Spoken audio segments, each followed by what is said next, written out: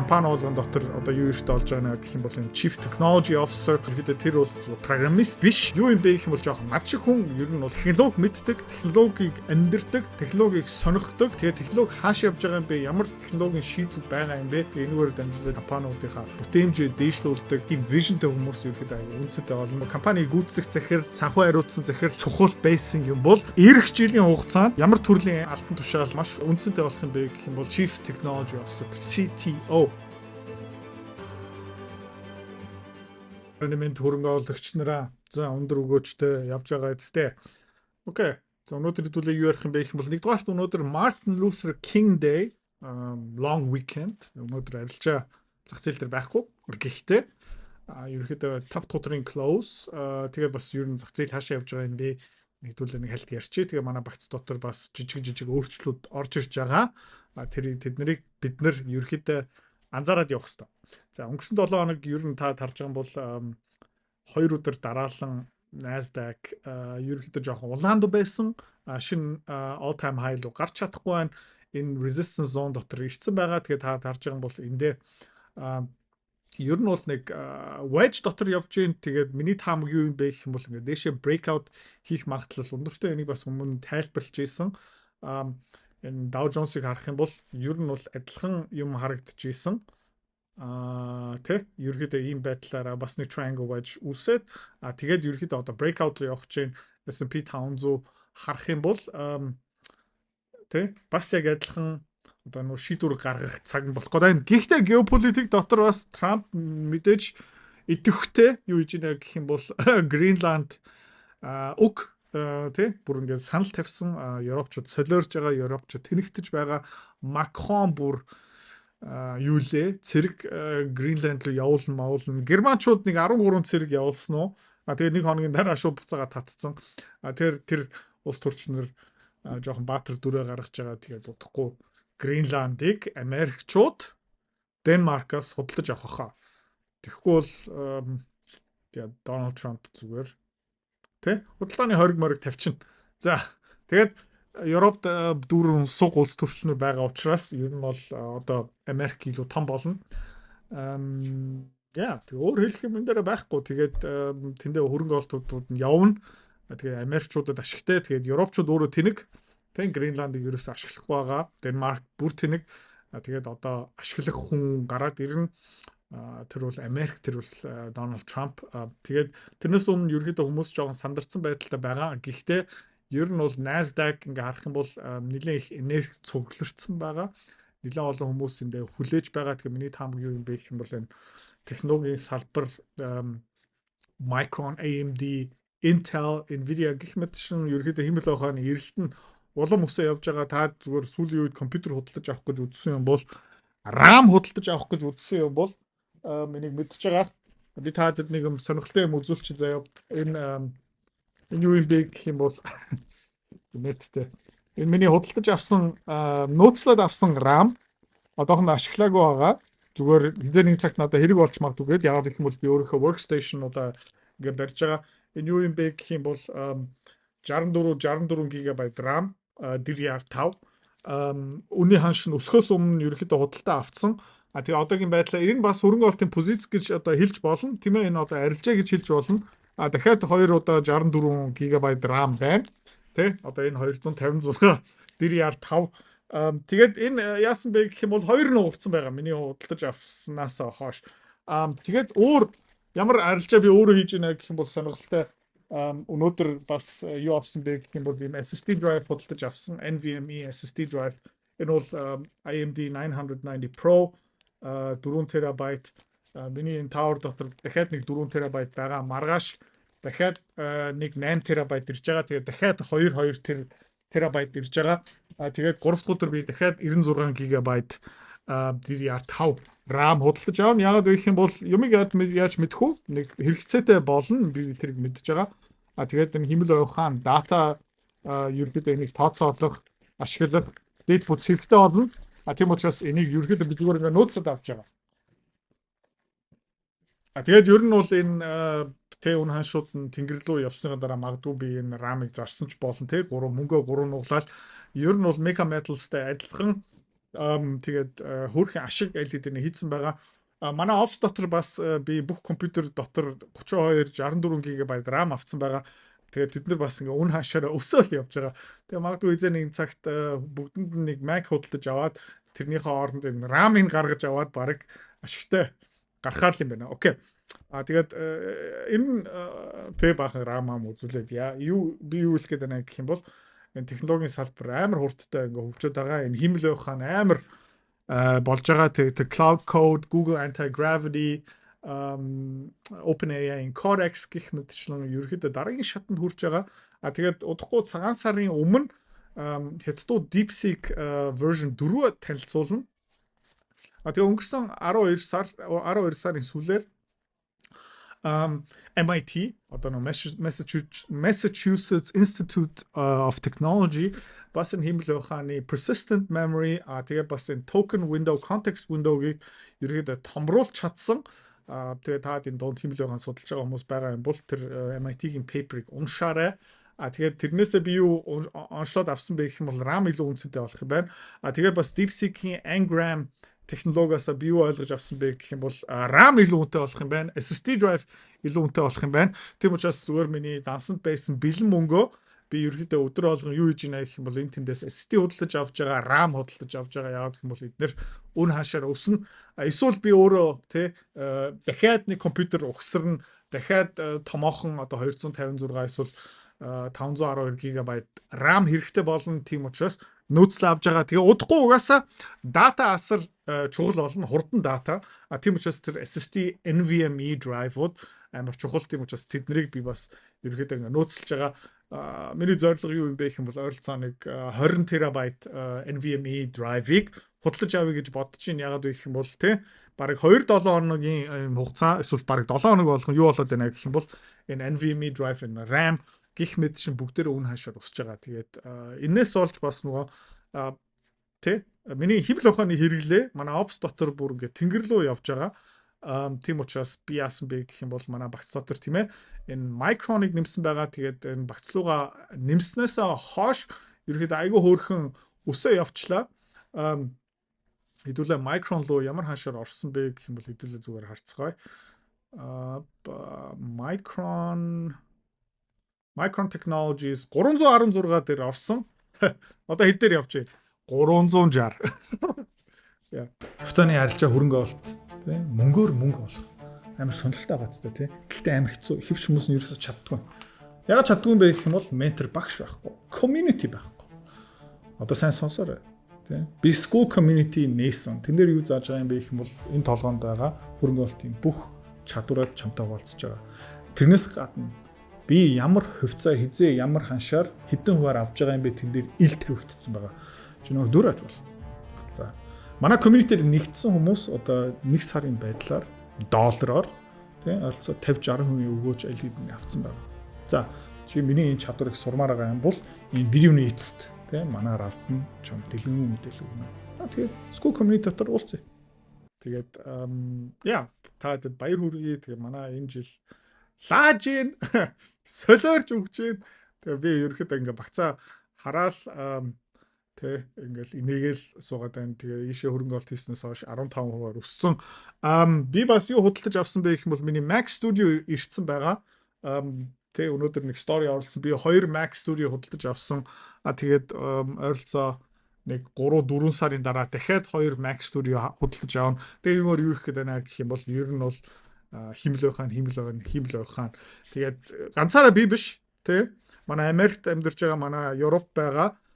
Бас цөөхөн хэдэн монголчууд бас энийг анзаарч байгаа. Тэгээд тэд нэр дийлэх хүмүүс энэ шилжилтээ хийгээгүй, энэ хөрөнгө олтуудаа хийгээгүй, шийдвэрүүдээ гаргаагүй байгаа, энэ технологиг одоохондоо ойлгоогүй байгаа.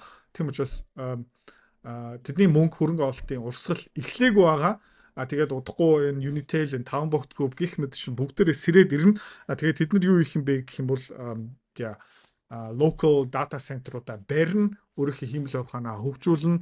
Тэгээ компани болгон дотор одоо юу ихтэй болж байгаа гэх юм бол юм Chief Technology Officer ерөөдөө тэр бол зөв программист биш. Юу юм бэ гэх юм бол жоохон над шиг хүн ер нь бол технологи мэддэг, технологиг амьдэрдэг, технологиг сонирхдог.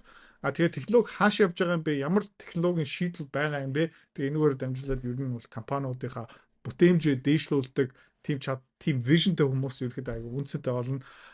Тэгээ одоохондоо бол нөгөө ерөнхий нөгөө компани гүйцэтгэх захирал тий санхүү хариуцсан захирал чухал байсан юм бол ирэх жилийн хугацаанд ямар төрлийн алтан тушаал ажлын байр маш үнцэнтэй болох юм бэ гэх юм бол тэр Chief Technology Officer CTO. Гэхдээ энэ зүгээр принтер угсардаг тий тэр нөө Wi-Fi-ын засдаг эсвэл жоохон код бичдэг хүн биш тий дахиад хэлий жоохон надтай төстэй хүн бүр ингээд өдрө болгон технологи ингээд судалдаг хүмүүс ерөөхдөө ялах болно. Окей. За технологийн сэдвээс буцаагаад өнөд металл руу орцгоё. Ер нь бол өнөөдөр Альпас айгуу сайхан явчлаа хэдүүлээ UGL дээр позиц баг зэрэг нэмсэн.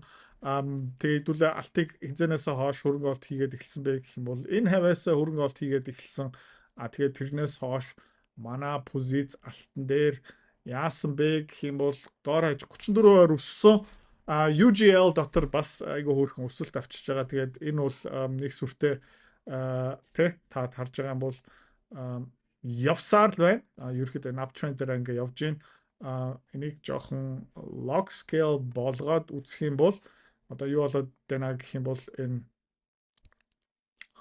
тэ саяхан алт бол баг зэргийн breakout хийх гэж үзсэн. Та ингээ харж байгаа юм бол log chart дээр энэ айгу тодорхой харагдаж байна. Breakout хийж үзлээ. Retest хийсэн. Okay. The retest хийснийхаа дараа ингээд буцаагаад дээшээ явж гин энэ бол өнөөдрийн candle тийм учраас ер нь бол алтан дээрээ улам итгэлтэй болж байгаа тийм учраас манай хамгийн том одоо позиц юу юм бэ гэх юм бол энэ UGL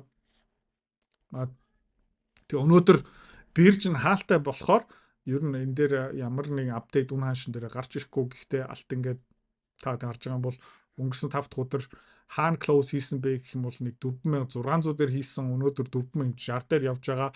Тэгээ UGL ерөөхдөө буцаагаад 64 рүү ингээд дөхөөд ирцэн байх ёстой. Тэгээд энэ үн хаашаа хэдүүлээ хизээ арах юм бэ гэх юм бол ерөөхдөө орой маргааш шүн харна.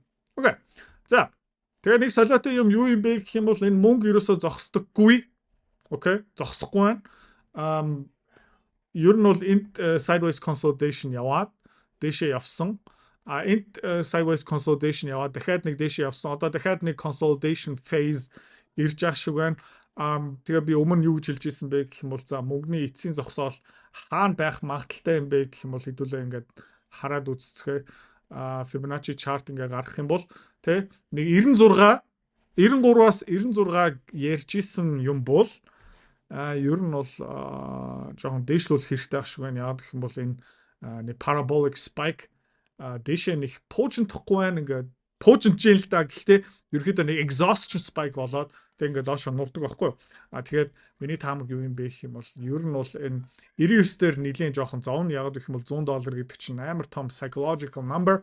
Тэ 100 давна гэдэг чинь биткойны хувьд бол нөгөө 100,000 гэсэн үг тэ алтны хувьд бол 3,000 4,000 гэсэн үг тэрэн дээр жоохон уддаг эсвэл магадгүй зүгээр мөнгө зүгээр ингээд цөмлөө явж магадгүй тэгээд хэдүүлээ яах юм бэ гэх юм бол ер нь бол энэ хаваар тэ 100-аас дээш ерөөхдөө AGQ дээрээ ашиг авах юм.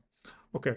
VIX бол баг зэрэг ингээд өсөө явж гин яг гэх юм бол нөгөө геополитик тэ Путин нэг дахиад эрсдэлд орж исэн Украин бол давпуу бүр 7 доор орж байгаа халаалтын систем ажиллах уу Украин Киевийн паарнууд ингээд дэлд яаж юм тэгээд ард түмэн яаж нэг тестч амьдарч байгаа юм бэ гэх юм бол буумэд тэгээд яа тайд мэднэцтэй тийм учраас энэ volatility in VIX ерөөхдөө буцаагаад uptrend руу орж ийн ер нь бол нэлээд доошо явсан тий хамгийн сүүлд тий 11 сарын үеэр 28 хүрчээд тэгэхээр тэрнээс хойш ерөөхдөө навс унсан одоо ерөөхдөө буцаагаад дэше явж байна. За Tesla-г хальтны хэдүүлээ харцгаая.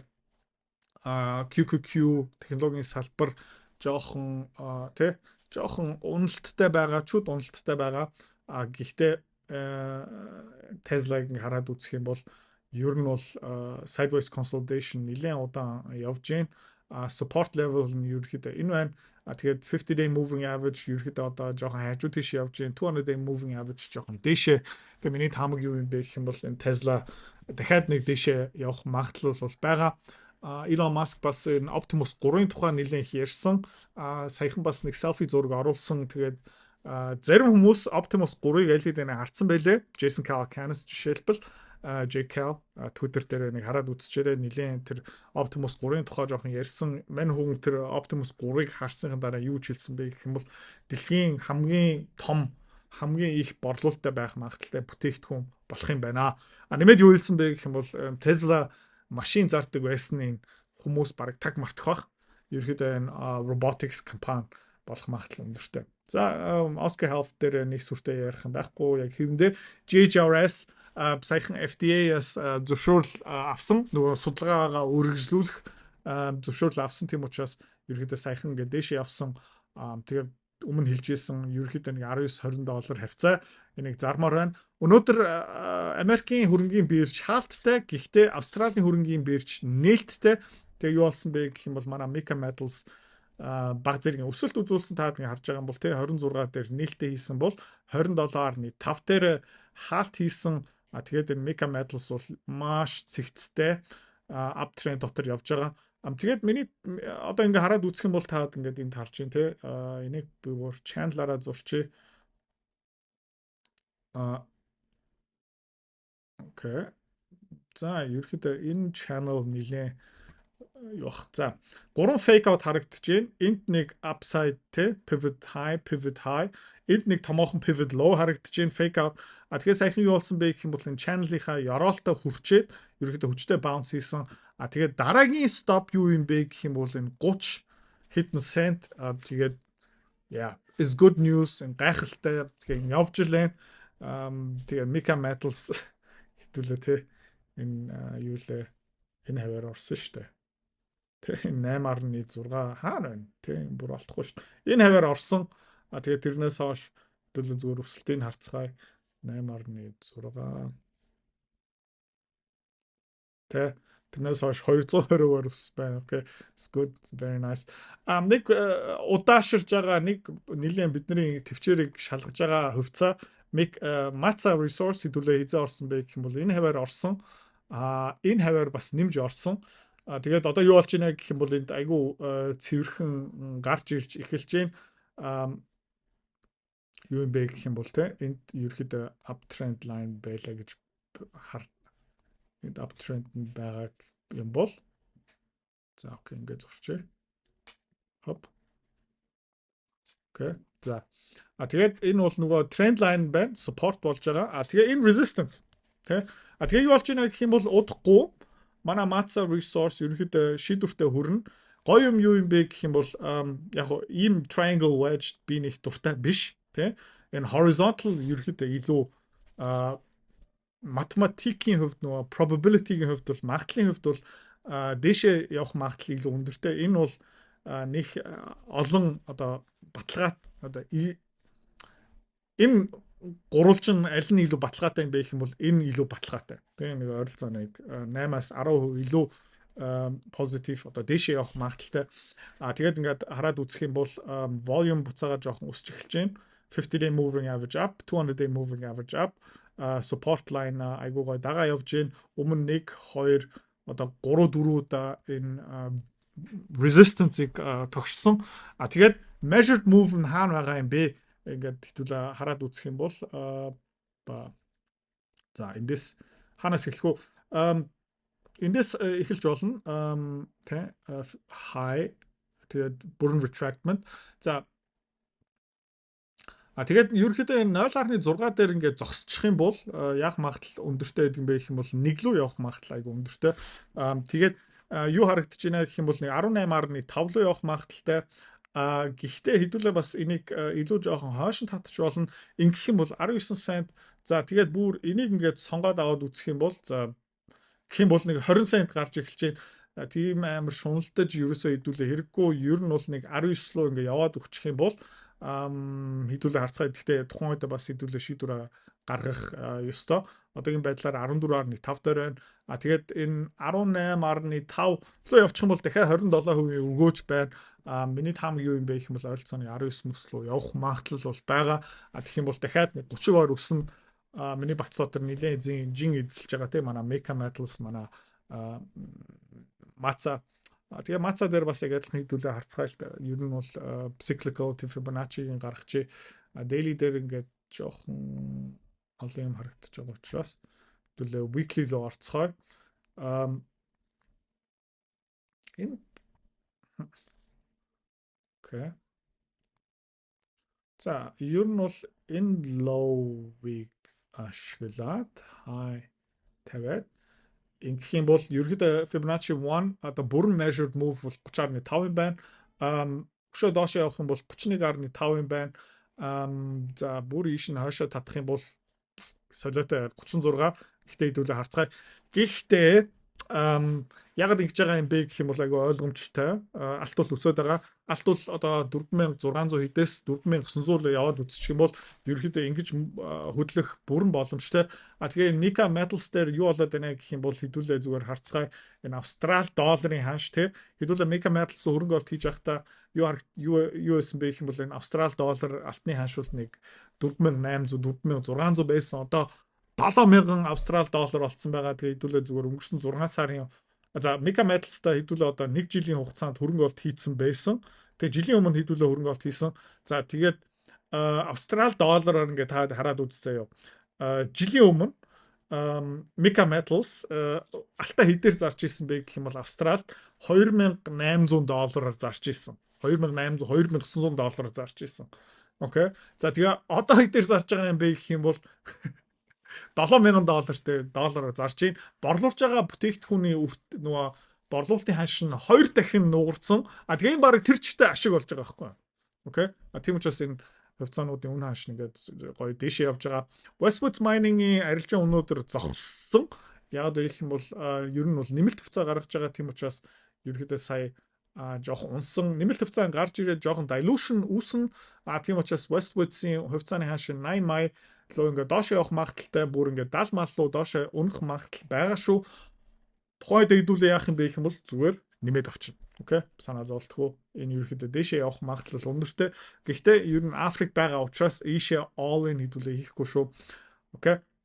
За Ola Mining өнгөрсөн 7 хоногт ер нь нэлээд хүчтэй close хийсэн. Хэдүүлээ ингээд хараад үзэх юм бол яг хөө миний жоохон дургу хэлбэр. Гэхдээ алт бол up тийм ээ. Тэгээд энэ Ola Mining-ийн chart ингээ хараад та харж байгаа юм бол бас ингээ дээшээ явж гэн logarithmic chart харах юм бол ерөөхдөө айгу төстэй. Тэгээд Ola Mining ерөөхдөө шийдвэр гарах байх. Тэгээ миний таамаг юу юм бэ гэх юм бол дээшээ option-уудыг би ингээ сонирхоод үзсэн амар үнэтэй юм байлээ. Тийм учраас Ola Mining дээр ер нь бол option худалдаж авах хэрэггүй. Зүгээр шууд хувьцааг нь авчих. За EQR хэлхэм алга амар гой цэгцтэй явж байгаа хэдүүлээ эзээ хөрөнгө олт хийсэн бэ гэх юм бол энэ хавар хөрөнгө олт хийсэн. За ингээд up тэ тэгээд энэ юу юм бэ гэх юм бол манай гишүүдийн хувьд миний хувьд тэ энэ санхүүгийн эрх чөлөө бүр эрх чөлөөний одоо ингээд шат тэ энүүгээр хэдүүлээ ингээд дэше алгах чинь EQR resource тэ миний компьютерийн хөрөнгө олтыг ингээд нөхөж чинь тэ миний Mac Studio хин хөрөнгө олтыг нөхөж байгаа юм бэ гэх юм бол Mecha Metals гэх мэт чинь тийм учраас эднэрт баярлалаа гэж хэлэх хэвээр. Ганц нэг хувьцаа намайг зовоосон энэ юу юм бэ гэх юм бол Hekla хэдүүлээ тэ энэ хаваар ерөөхдөө сэгсрэгтэй гарцсан. За энийг би зөндөө ярьсан тийм учраас одоо яриахаа болъё. Өнгөрсөн бороо. Нефт бол тогтвортой байна. Энд дэр тэ сая ингээд жоохон дэше явсан. Ираныг бөмбөгтөж магадгүй зардгүй гээл. Тэгээ одоо буцаага 50 day moving average дээр ирсэн байна. Тэгээ хэдүүлээ харцгаая. Ер нь бол нефт бол энэ range дотор ингээд дээшээ доошоо явах магадaltaй. Эсвэл Ираныг бөмбөгтөөд эхлэх юм бол энэ өсч магадгүй. Окей. Долларын индекс харах юм бол те 12 сарын сүүлээр яроолтоо хүрсэн. Энд бол нөгөө 50 day 200 day moving average ерөөхдөө cross хийсэн. Тэрнээс хойш доллар ингээд дэше явж байна. Одоо Европ ерөөхдөө нэлээд баларч байгаа. Тийм учраас миний таамаг юу юм бэ гэх юм бол одоо нэг жоохон амьсгаа авах энэ 50-day moving average retest хийсэн байна. Магадгүй 200-day moving average retest хийгээд тэгээд доллар ерөнхийдөө буцаагаад эргээд өсөд эхэлнэ. За Micron видеоны ихэндээ ярьсан 316 дээр орсон одоо 360 дээр явж байна. Энийг би мод зарахгүй энэ ерөнхийдөө 700 гараа явчих магадлал айгүй өндөртэй, тийм учраас энэс салахгүй. Nvidia тэгээ бас хэдүүлээ $189 дээр орсон. Хятадын зах зээл рүү чипуудаа зарахгүй гэсэн одоо драма яваал байгаа. Хятадын зах зээл байсан ч байхгүйсэн ч ер нь Nvidia-гийн байгаа байдал айгүй дэжгүй. Vera Rubin гарч ийн. Тэгээ хэдүүлээ бас нэг сүртэй их хийшээ ороог байгаа. Яг хөө энэ их явж өгөхгүй юм бол энэ Head and Shoulders байж таарах юм бол хэдүүлээ ерөөдөө Nvidia-гаас гараад Micron руу зүгээр нэмээд орчин. Тэгээ энэ дээрээ сүртэй ярих юм алга. Alibaba хэдүүлээ 164 дээр орсон. Одоо 100 бидний орсон ханш дээр ирж байна. Энийг жижигхэн gap байгаа. Энийг fill хийж магадгүй. Ер нь бол энэ 50-day moving average дээр очоод тэгээд ер нь бол uptrend-ээ өргөжлүүлэх баха. Тэгээ удахгүй магадгүй хэдүүлээ дахиад JD руу орох магадaltaй шүү. Окей. За, зах зээлийн хувьд бол иймэрхүү бусад өөр нэг сүртэй мэдээлэл байхгүй. Арилжаанууд нь дэжгүй явж байна. Хөрөнгө олтууд нь дэжгүй. Манай багцууд байгаа хувьцаанууд нь сайхан багцууд маань өсөж байна. Тэгээд хэдүүлээ маргааш ирээд уулзцгаая. Бай бай. Хэрвээ та манай эдгээр захирал бит хоёрын Earn Invest Be Free School Community-д нэгтгэх эсвэл яг одоо үзэж байгаа бичлэгийнхаа хамгийн ихний линктээр дараарай. Линктээр дарснаар манай School Community-гийн ерөнхий мэдээлэл гарч ирэх ба хамгийн түрүүнд та school дээр өөрийнхөө профайлыг үүсгэх юм. Профайлаа үүсгэхийн тулд та заавал нэг зураг, өөрийн овог, нэр болон мэйл хаягаа оруулах шаардлагатай. Профайлаа үүсгэсний дараа та join гэж дараад Visa карта холбоно. Visa карта холбосноор сарын $29 төлбөр нь шууд татагдаад та манай community-д нэвтрэх эрхтэй болно. Манай community-д орж ирснээр юу байгаа юм бэ гэвэл одоо аль хэдийн 10 компанийн үнэлгээ, түүний Excel файл, давтамжтай ордог зах зээлийн шинжилгээ, судалгаа болон анхан шатны бүх суурь мэдээллүүд орсон байгаа. Мөн та надтай холбогдоод бүх зүйлээ асуух боломжтой. Хэрвээ танд сонирхолтой санагдчих байвал манай community-д нэгдээрэй.